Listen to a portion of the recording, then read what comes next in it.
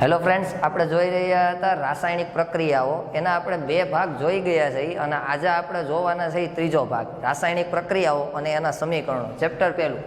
હા, એના ગુણભારની હવે વાત કરીએ, કારણ કે પેલા બે ભાગ કંઈક ટોપિકને સમજાણા હોય તો કંઈક વિચારાય કે આનું કેટલું વજન આવી છે. ચેપ્ટર જે પહેલું વહેલું છે આ ચેપ્ટર છે, એનો ગુણભાર 4 માર્ક છે. 4 માર્કનો આપણે ગુણભાર ધરાવતો ચેપ્ટર છે તો સહેલું, પણ સમજાવો તો હાલો હવે શરૂ કરીએ. બુક અને પેન હાથમાં લઈ લ્યો. વિઘટન પ્રક્રિયાની વાત ચાલતી હતી. છેલ્લે AgCl અને AgBr ની અંદર કંઈક ધૂમધડાકા કર્યા હતા. તો હવે આપણે વિઘટન પ્રક્રિયાની અંદર જવાબદાર ત્રીજું પરિબળ જોવાનું છે. પહેલું ઉષ્મા, બીજું સૂર્યપ્રકાશ અને ત્રીજું જે વાત કરવાની છે એ છે વિદ્યુત. તો વિદ્યુત વિભાજનની પ્રક્રિયા જે જોવાની છે એ સમજવાની છે કેની અંદર, તો કે પાણીમાં. જો એ બધું ગોઠવી જ રાખ્યું છે, નામ નિર્દેશન કરવું એટલે ખબર પડે. આ તો પાત્ર છે, હવે એમાં બીકર કે પરિકર એવું લખતા નથી. અહીંયા જે ભરવામાં આવેલ છે એ છે પાણી. જ્યારે કોઈ પણ વિદ્યુત વિભાજન કરવાનું હોય ત્યારે સૌથી અગત્યની વસ્તુ છે એની અંદર નાખવામાં આવતા ધ્રુવો. હવે આ ધ્રુવો બે પ્રકારના હશે, એક હશે કેથોડ અને એક હશે એનોડ. તો આ બાજુ લીધેલો ભાઈ એ છે આપણા માટેનો એનોડનો ધ્રુવ અને આ બાજુ આવે છે કેથોડનો ધ્રુવ. તો હવે તમે જ વિચાર કરી શકો છો કે પાણી છે, આ પાણીનું ખુદનું અણુસૂત્ર કયું છે. જો પાણીનું અણુસૂત્ર યાદ હોય તો વિદ્યુત વિભાજન સમજાય, નહીતર સમજાય નહીં. તો કે પાણીનું અણુસૂત્ર છે H2O. તો આપણે જે વાત કરવાની છે એ છે H2O ની. તો અહીંયા થશે શું, તો અહીંયા જોડીને રાખેલી છે બેટરી. બેટરીના વોલ્ટેજ નક્કી રાખવાના ને તો આમ બધું હાથમાં આવી જાય. 6 વોલ્ટની બેટરીને આપણે જોડેલી છે. હવે બેટરીના પ્રવાહને હું નિયંત્રિત કરી શકું એટલા માટે મેં રાખેલી છે સ્વિચ. અત્યારે સ્વિચ બંધ અવસ્થામાં છે. જ્યારે અહીંયા આવી જાય ડોટ, એનો મતલબ એમ કે હવે વિદ્યુત પ્રવાહનું વહન થશે. તો અહીંયા રહેલા પાણીનું વિદ્યુત વિભાજન થાય તો ખરેખર થશે શું, તો વિદ્યુત વિભાજન જ્યારે થશે ત્યારે તમને પ્રાપ્ત થશે, એક છે H2 અને બીજું આવે છે O2. હાઇડ્રોજન અને ઓક્સિજન આ બે વાયુઓ તમને જળે છે.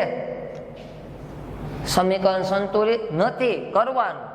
હાઇડ્રોજન 2 વાર, હાઇડ્રોજન 2 વાર, ઓક્સિજન 1 વાર, ઓક્સિજન 2 વાર. તો આગળ લખ્યા 2. તો હાઇડ્રોજન કેટલી વાર થઈ ગયા, તો કે 4 વાર. તો અહીંયા હાઇડ્રોજન ની આગળ કેટલા લખાય, 2. સમીકરણ થઈ ગયું સંતુલિત. તો હવે આ બાજુ પાસે આવી જાઓ. તો અહીંયા રહેલો એનોડ અને કેથોડ, એના ઉપર તમને હાઇડ્રોજન અને ઓક્સિજન વાયુ પ્રાપ્ત થવાનો છે. પણ ક્યાં કોણ આવશે ખબર તો કઈ નથી. તો એને નક્કી કરવા માટે થઈ એનોડ છે એ પોતે ધન વીજભારિત હોય અને કેથોડ છે એ પોતે ઋણ વીજભારિત હોય. આ વીજભારિત આયન ઉપરથી હવે લાઈટ થવી જોઈએ. તો હવે એનોડ જે પ્લસ છે તો એના ઉપર આવશે ઓક્સિજન, કારણ કે ઓક્સિજન ઋણ વીજભારિત થાય. અસમાન વીજભારને એકબીજા પ્રત્યે આકર્ષણ હોય અને એવી જ રીતે અહીંયા તમને પ્રાપ્ત થાય છે H2 હાઇડ્રોજન. જો આ ભાઈ છે એ નેગેટિવ તો ધીસ ઇઝ ભાઈ પોઝિટિવ. તો હવે અહીંયા જે રાસાયણિક પ્રક્રિયામાં H2 અને O2 વાયુ પ્રાપ્ત થયા, પણ પરખવા કેમ કે કોણ ભાઈ ક્યાં જળેલા છે. તો તમે આ H2 વાયુ છે એ તમને પ્રાપ્ત થતો હોય ત્યારે તમે સળગતી દિવાસળીને પાસે લઈને જાશો. તો હાઇડ્રોજન વાયુ છે એ સળગતી દિવાસળી છે એની જ્વાળાને વધારે છે, કારણ કે આ એક પ્રકારનો જ્વલનશીલ વાયુ છે. કાળજી રાખવી, એક પ્રકારનો ધડાકો થાય હાથમાં ફૂટે નહીં ક્યાંક. જ્યારે ઓક્સિજન છે એની પાસે સળગતી દિવાસળીને લઈ જાશો એટલે એ સળગશે નહીં, કારણ કે એ દહન પોષક છે. કોઈ વસ્તુ સળગતી હશે તો સળગતી રહેવા દેવી કે નહીં એ ઓક્સિજન નક્કી કરે, પણ આ હળગાવી નાખે. થાય ભાઈ થાય. તો હવે અહીંયા જે આખી પ્રક્રિયા થઈ એ એનોડ અને કેથોડના લીધે થઈ છે. તો એનોડ અને કેથોડ કોણ? તો કે એ છે વિદ્યુત ધ્રુવો. તો વિદ્યુત ધ્રુવોની વ્યાખ્યા કરીએ. વિદ્યુત વિભાજ્ય દ્રાવણમાં તમને એમ થાય અરે વિદ્યુત વિભાજ્ય દ્રાવણ વોટ? તો કે આ પાણી H2O આ છે વિદ્યુત વિભાજ્ય દ્રાવણ કે જેમાંથી વિદ્યુત પ્રવાહ પસાર થઈ શકે છે, જેનું અંગ્રેજી નામ ઇલેક્ટ્રોલાઇટ પણ છે. જો સામાન્ય એવું તમે શુદ્ધ પાણી લીધેલું હશે તો એમાંથી વિદ્યુત પ્રવાહ પસાર થવા માંગતો હશે નહીં, પણ આપણે તો રાસાયણિક પ્રક્રિયા કરવી ભાઈ, વિદ્યુત વિભાજન કરવું જ છે. તો એના માટે થઈ આ પાણીની અંદર મંદ H2SO4 ના 2 થી 3 ટીપા નાખી દેવાના, કારણ કે H2SO4 માં રહેલો હાઇડ્રોજન આયન એ આ રાસાયણિક પ્રક્રિયાને કરવામાં મદદરૂપ થાય. તો વિદ્યુત વિભાજ્ય દ્રાવણમાં રાખેલા પ્લેટિનમ કે કાર્બન ના સળિયાની સપાટી પર જે રાસાયણિક પ્રક્રિયા થાય, આ રાસાયણિક પ્રક્રિયા માટેની જે સપાટી પૂરી પાડવામાં આવી એને કહેવામાં આવે છે વિદ્યુત ધ્રુવ. એટલે આ રીતે કોઈ પણ વિદ્યુત વિભાજનની પ્રક્રિયા થઈ છે. હવે વિદ્યુત વિભાજનની જે પ્રક્રિયા તમે જોઈ એની આગળ આવી જાવ તો આપણે જોવાનું વિઘટન પ્રક્રિયા એ ઉષ્મા શોષક છે, એ વિધાન સમજાવવાનું છે.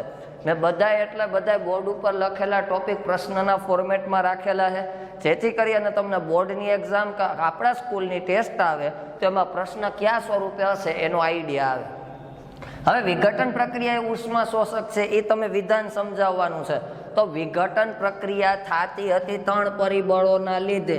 ક્યાં ક્યાં? તો કે બોલી જાવ. હા બસ એ જ.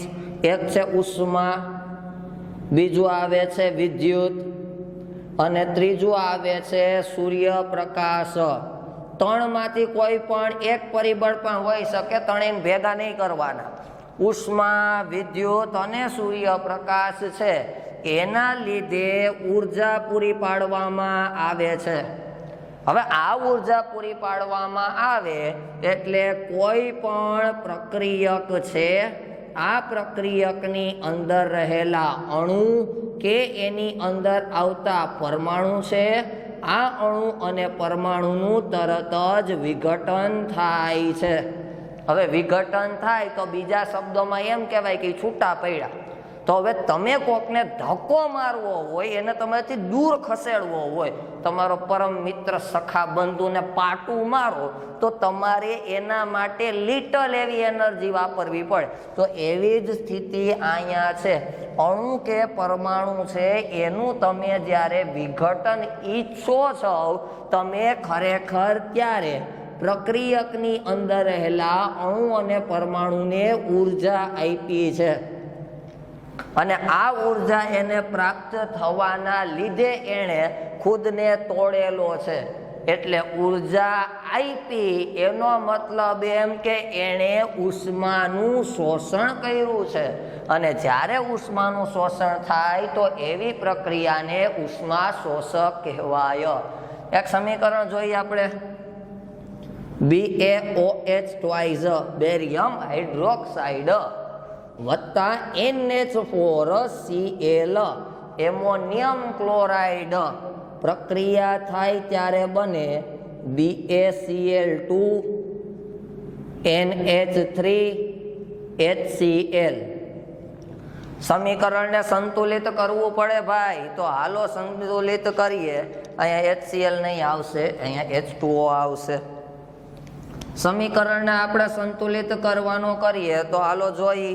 હાઇડ્રોજનની સંખ્યા જોઉં, કારણ કે મેં અગાઉના લેક્ચરથી વાત હાલે છે કે કોઈ પણ રાસાયણિક સમીકરણમાં જે તત્વની સંખ્યા મેક્સિમમ હોય એને ટાર્ગેટમાં લેવું. તો 4 + 2 6 થયા હાઇડ્રોજન, અને અહીંયા 3 + 2 5 થાય છે.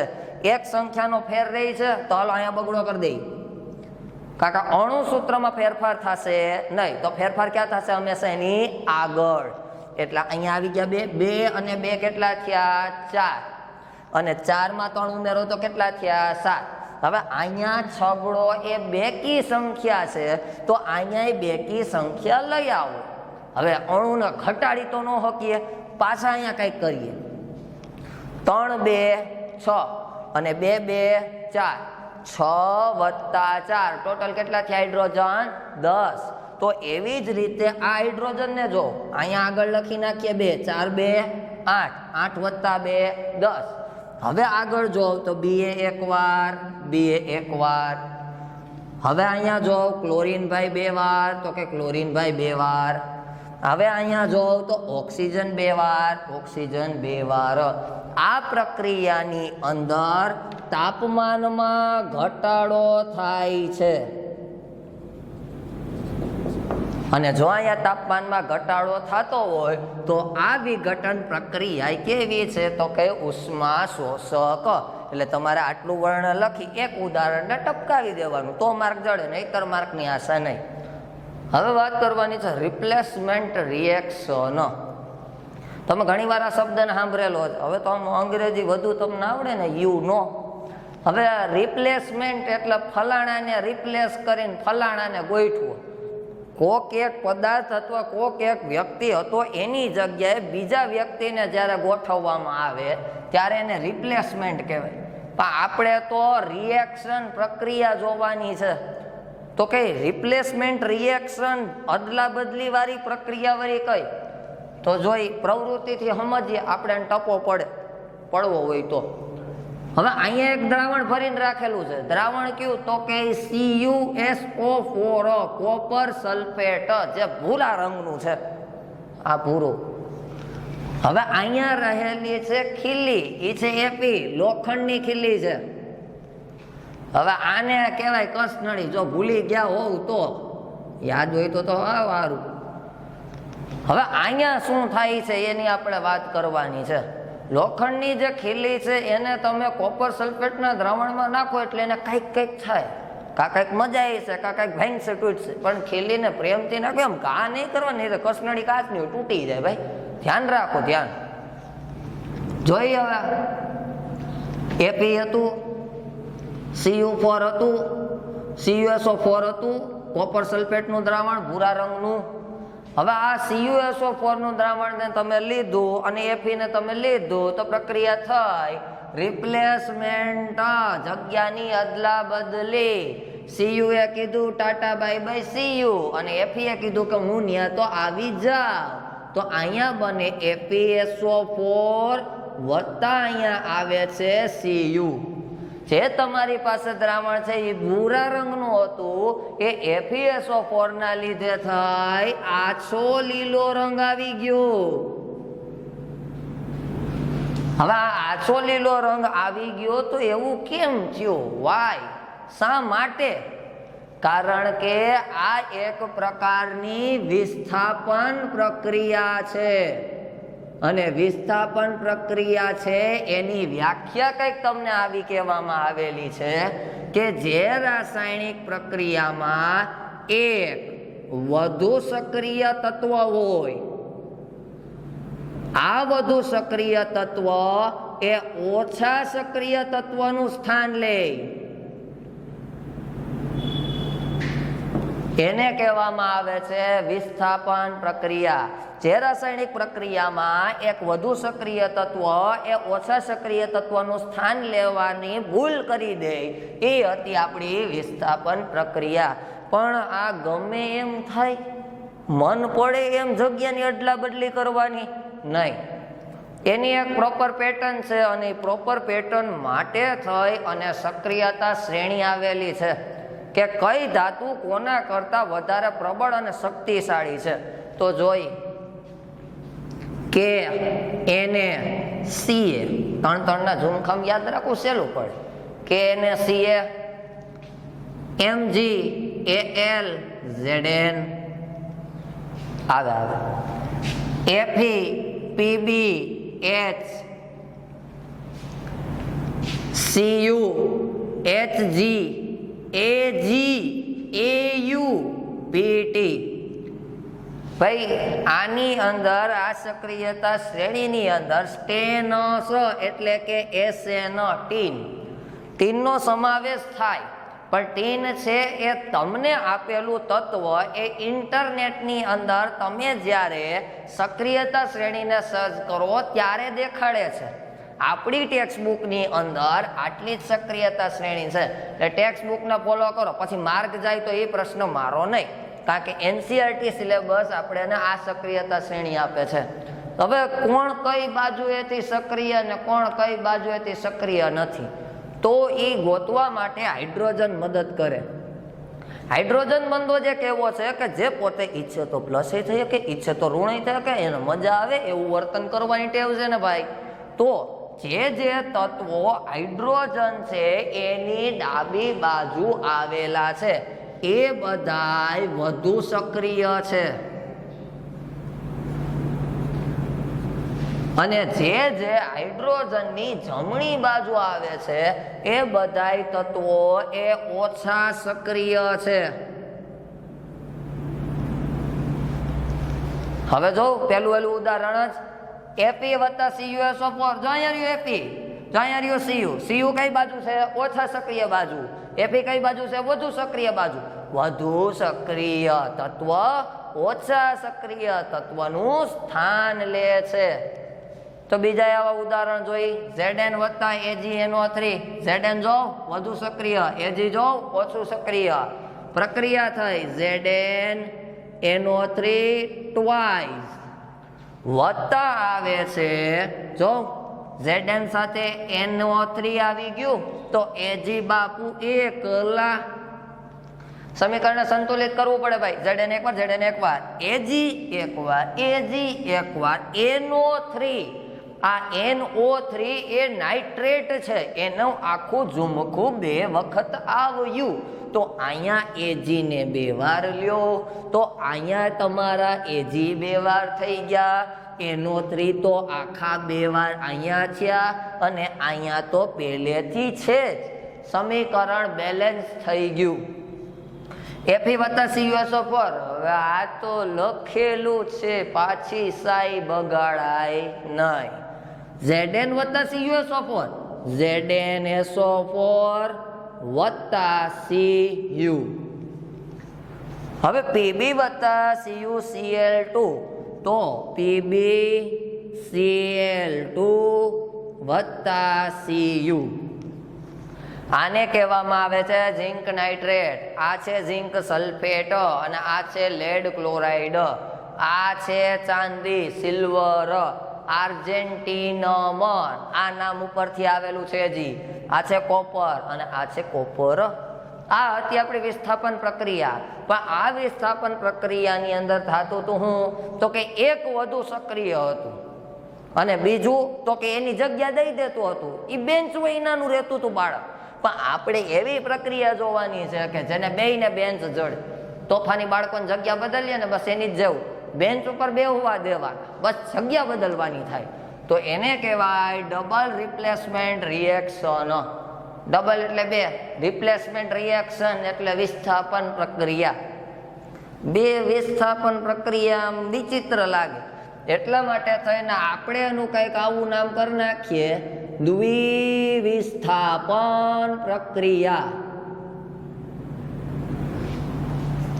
હવે દ્વિવિસ્થાપન પ્રક્રિયા છે કઈ રીતે થાય છે? તો દ્વિવિસ્થાપન પ્રક્રિયાની અંદર 2 કસનળીઓ લીધી, જેની અંદર બેમાં અલગ અલગ દ્રાવણો છે. એ અલગ અલગ દ્રાવણ તમને એની અંદરના રંગ ઉપરથી વર્તી શકો છો કે ક્યાં કયું છે. તો હવે કયા કયા દ્રાવણોને મેં લેવાનો પ્રયત્ન કરેલો છે? તો here is BaCl2 barium chloride, અને ઉપર વાળો બંધો છે એ છે Na2SO4. આ 2 દ્રાવણોને આપણે ભરેલા છે, BaCl2 અને Na2SO4. 2 એટલે 2 દ્રાવણ અલગ દેખાય એટલા માટે મેં રંગીન માર્કરનો ઉપયોગ કરવાનો સફળ પ્રયત્ન કરેલો છે. હવે તમને ન દેખાય તો નિષ્ફળ, સોરી. હવે આ 2 એટલે 2 એની ખાસિયત છે કે બંને રંગવિહીન હોય છે. હવે આ 2 જે તમારી પાસે રંગવિહીન દ્રાવણ છે એને તમે શું કર્યા છે તો કે મિક્સ. તો એનો મતલબ એમ કે કાંઈક રાસાયણિક પ્રક્રિયા ને થાય છે. કઈ? તો કે BaCl2 વત્તા Na2SO4 રાસાયણિક પ્રક્રિયા થશે. એટલે અહીંયા રહેલું Ba, અહીંયા રહેલો SO4 એકબીજા સાથે જોડાય, બને BaSO4 બેરિયમ સલ્ફેટ, અને અહીંયા રહેલો Na2 અને Cl2 એકબીજા સાથે જોડાય ત્યારે બને છે NaCl. હવે જો સોડિયમ અને ક્લોરીન કેટલી વખત આવેલા છે? તો કે 2 વાર, તો આગળ લખાય 2. હવે અહીંયા એક વસ્તુની ખાસિયત છે કે પ્રાપ્ત થયેલું BaSO4 બે આ ભલે રંગવિહીન હતા, પણ ઉત્પન્ન થતી નિપજમાં આવેલો BaSO4 એ સફેદ રંગનો છે. અને સફેદ રંગની સાથે સાથે પોતે દ્રાવણમાંથી અવક્ષેપના સ્વરૂપે પ્રાપ્ત થાય. તો હવે થાય ભાઈ, વોટ ઇઝ અવક્ષેપ? અવક્ષેપ શું છે? તો એને સમજીએ. બોર્ડ તરફ ભૂસી નાખું, લખી નાખજો, પોઝ કરી નાખું.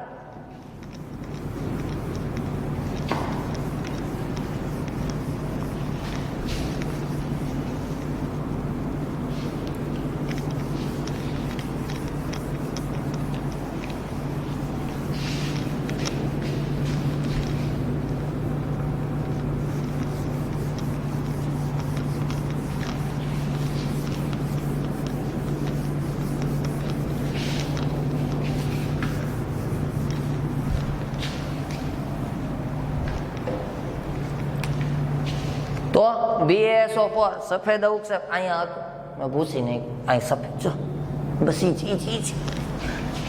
હવે BaSO4 છે જેના મને જળિયા સફેદ અવક્ષેપ.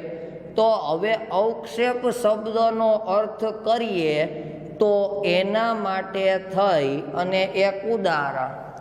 તમે છાશ પીતા હશો, ન પીતા હો તો પીવી, અને ન પીવું તોય કાંઈ નહીં, પણ એનો ગ્લાસ ભરીને રાખવો. કાચના ગ્લાસમાં છાશને જ્યારે તમે ભરીને રાખો, એમને એમ સ્થિર રહેવા દેવી, એટલે તરત જ નીચે તમને એક ઘટ ભાગ પ્રાપ્ત થશે અને ઉપરની બાજુએ તમને પારદર્શક ભાગ પ્રાપ્ત થશે. હવે નીચે જે ઘાટો ભાગ છે એ જે તમને દેખાય એને કહેવાય અવક્ષેપ. કોઈ પણ રાસાયણિક પ્રક્રિયામાં ઘટ અવસ્થામાં પદાર્થ પ્રાપ્ત થાય એને અવક્ષેપ કહેવાય. હા, પછી પાછી તમે છાશને હલાવો એટલે મિક્સ થઈ ગયા એટલે અવક્ષેપ છે ઓગળી ગયા, એમ કહી શકો તમે. પણ અવક્ષેપ એટલે એક પ્રકારનો ઘટ એવો ઘન અવસ્થામાં જોવા મળતો પદાર્થ. પણ યાદ રાખવું, હંમેશા સફેદ જ હશે નહીં. 21 થી 30 ની અંદર આવતી ધાતુએ જો આ પ્રક્રિયામાં ભાગ લીધો હશે તો હંમેશા પ્રાપ્ત થયેલો અવક્ષેપ રંગબેરંગી છે. લાલ રંગને અવક્ષેપ આવે, બ્લુ રંગને અવક્ષેપ આવે, પણ એ કયા પ્રકારની ધાતુએ પ્રક્રિયા કરી છે એના ઉપરથી નક્કી થાય. તો હવે અવક્ષેપ એની આપણે જે વ્યાખ્યા કરવાની છે એના માટે આપણે એને કીધેલું છે કે ભાઈ અવક્ષેપણ પ્રક્રિયા સમજાવો. તો અવક્ષેપણ પ્રક્રિયાને કહેવામાં આવે છે અંગ્રેજીમાં પ્રેસિપિટેશન રિએક્શન. અને યાદ રાખજો ભાઈ, ભવિષ્યમાં પ્રયોગશાળામાં તમે જાશો અને આ પ્રયોગશાળામાં પ્રયોગ નહીં કરતા હશો તો પ્રેસિપિટેડ પ્રાપ્ત થાય એના માટેનું ટૂંકું શોર્ટ ફોર્મ આવું બોલતા હશે કે ભાઈ પીપીટી આવ્યા કે નહીં. તો પીપીટી એટલે શું? તો અવક્ષેપ, બીજું કાંઈ નહીં. હવે આ વળી શું ભાઈ પીપીટી? એ આ જ. હવે તો વ્યાખ્યા, જે રાસાયણિક પ્રક્રિયામાં અદ્રાવ્ય ઓગળે નહીં એવા અદ્રાવ્ય અવક્ષેપ ઉત્પન્ન થાય એને કહેવામાં આવે છે અવક્ષેપણ પ્રક્રિયા. તો હવે આપણે દ્વિવિસ્થાપનની જ્યારે વાત કરેલી હતી તો એમાં BaSO4 જેડા હતા એ અવક્ષેપ જ હતા, એટલે એ પ્રક્રિયાનું ઉદાહરણ છે. હું પાછું નહીં લખું, સાહેબ બગડે ભાઈ, એક તો પછી છે નહીં બોટલ અહીં. તો હવે અહીંયા અવક્ષેપણ પ્રક્રિયાની અંદર આપણે આગળ જઈએ તો એ દ્વિવિસ્થાપનની વ્યાખ્યા કરવાની તો રહી ગઈ, તો હાલો કરીએ. દ્વિવિસ્થાપન પ્રક્રિયા એટલે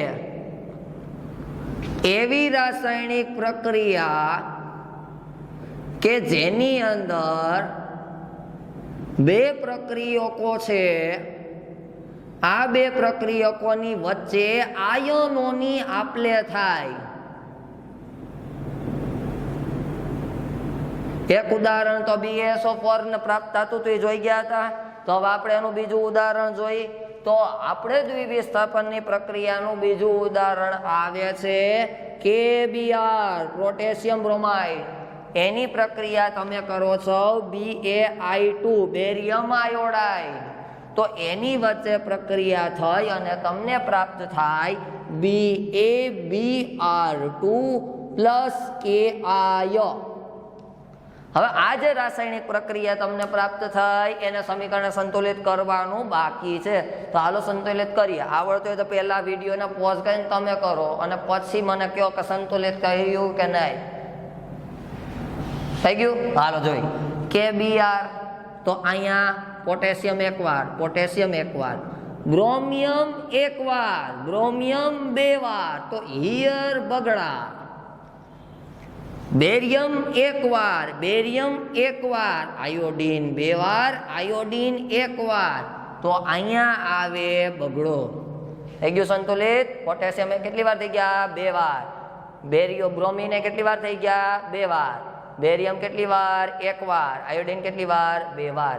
આ સમીકરણ સંતુલિત થઈ ગયું. આ પણ એક પ્રકારનું દ્વિવિસ્થાપનનું જ ઉદાહરણ છે કે જેની અંદર બે તત્વો છે એને પોતાની જગ્યાની અદલા બદલી કરેલી છે.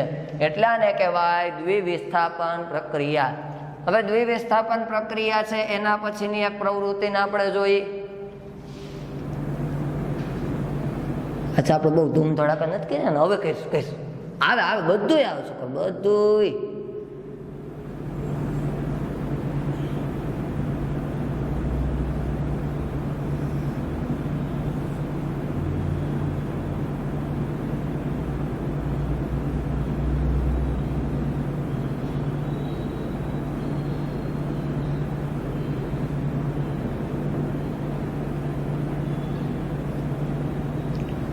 કોપરના ભૂકાને ભરીને રાખ્યો અને હવે ધૂમ ધડાકા કરવાનું શરૂ કર્યું.